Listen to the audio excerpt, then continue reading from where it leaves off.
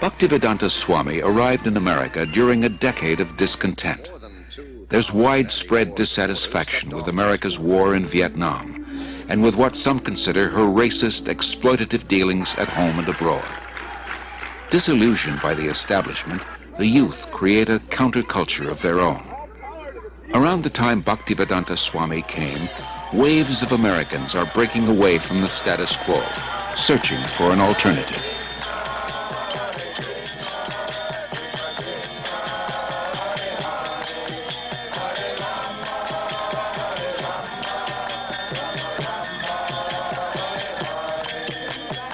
Krishna was all along preparing something, Bhaktivedanta Swami later wrote, and he brought you to me one by one, sincere boys and girls, to be trained in Krishna consciousness. Now I can see that it is a miracle. Otherwise, one old man with only a few books to sell for barely getting food, how could he survive, what to speak of introducing a God-conscious movement in a materialistic society? For Bhaktivedanta Swami, these are happy days. Singing and speaking with the vigor of a young man, he brings the Hare Krishna movement into the public eye, by chanting in the parks, by distributing Back to Godhead magazine, by holding free Sunday love feasts. Many are attracted. His hopes for the future expand without limit. The Hare Krishna movement has taken root.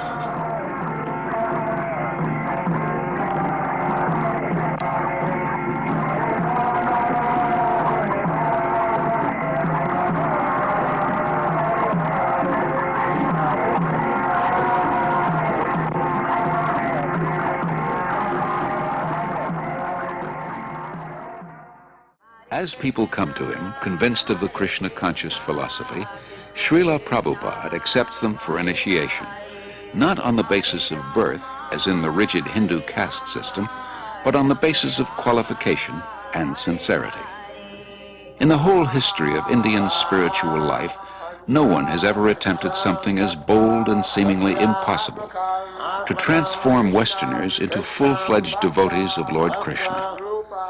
But by his intense spiritual energy and compassion, Srila Prabhupada is successful beyond his own expectations.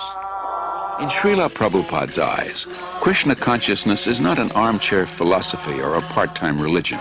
It is a way of life, a transcendental culture that can end man's political, economic, and social problems. To realize his vision, Srila Prabhupada circles the globe 14 times in 12 years, inspiring his followers and discussing Krishna consciousness with all interested persons. His door is open to everyone. To revive the Krishna conscious tradition in its full richness, Prabhupada envisions God-centered, self-sufficient farm communities based on the principle of plain living and high thinking. The first such community begins on 133 acres in the hills of West Virginia. Prabhupada calls it New Vrindavan, after Krishna's place of pastimes in India. In 1972, Srila Prabhupada begins a Krishna-conscious primary school system in Dallas, Texas. Srila Prabhupada gradually trains his disciples in the time-honored tradition of deity worship to help them advance spiritually. He explains, "I have introduced this system of deity worship among the non-believers, the atheists. Krishna cannot be understood with our present senses, but by his kindness he agrees to personally appear as the deity to accept our service. When we are attracted to the beautiful form of the deity, we will forget our attraction for material things. And as we serve the deity, we will develop pure love of God.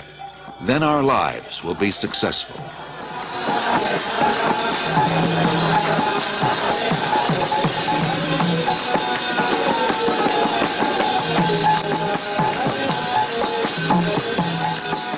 No one should go hungry within a 10-mile radius of the temple, Prabhupada instructs. In March 1972, devotees start the ISKCON Food Relief Program, distributing prasad, vegetarian food offered to Lord Krishna. His ambition is to give as many people as possible access to the nectar of transcendental life, whether through philosophy, service, or spiritual food, so that everyone can become happy, hopeful, and peaceful.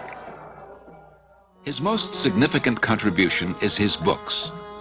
Srila Prabhupada sees 60 million distributed in 28 languages. Professors from dozens of major universities use them as standard texts and write appreciative reviews. Established in 1972, the Bhaktivedanta Book Trust exclusively publishes Srila Prabhupada's works. It becomes the world's largest distributor of books in the field of Indian religion and philosophy. For Srila Prabhupada, the transcendental knowledge in these books forms the basis of the Hare Krishna movement, a movement prophesied to grow for the next 10,000 years. 500 years ago, Lord Chaitanya predicted that one day the holy name of Krishna would be heard in every town and village of the world. By the mid-70s, Hare Krishna becomes a household word. Prabhupada sees his society grow into a worldwide confederation with more than 100 temples, restaurants, institutes, schools, and farm communities. As a child, Srila Prabhupada celebrated Ratha Yatra near his home in Calcutta with his playmates. Years later, he is still celebrating the Ratha Yatra festival, but now on the main streets of 20 large cities around the world, and with hundreds of thousands of disciples and guests.